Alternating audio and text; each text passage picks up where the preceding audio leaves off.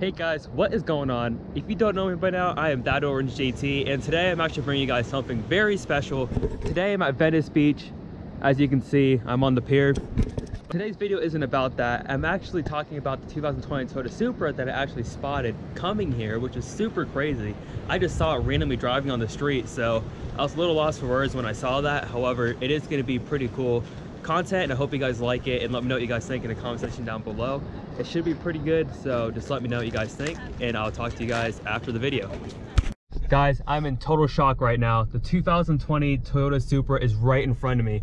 Holy crap, I cannot believe it's actually there. This is absolutely insane. I'm gonna try to get better footage for you guys. Wow. This is the first concept car I've been seeing, and it's a Toyota Supra. Windward Avenue. Turn right onto Market Street, then turn right onto Main Street.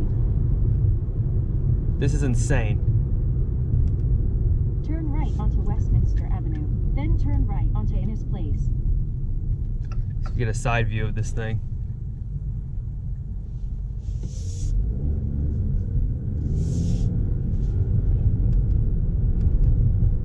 Wow.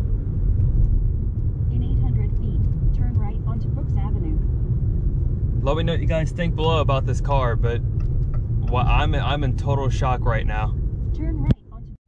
Look at this, guys. This thing's absolutely amazing. And if you look on the inside, you can see it has the BMW screen in there. Oh, this thing is so sick.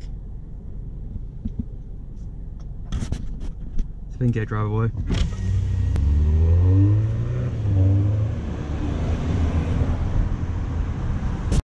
So after watching the video, let me know what you guys think in the comment section down below. I actually did notice a couple things on that Toyota Supra.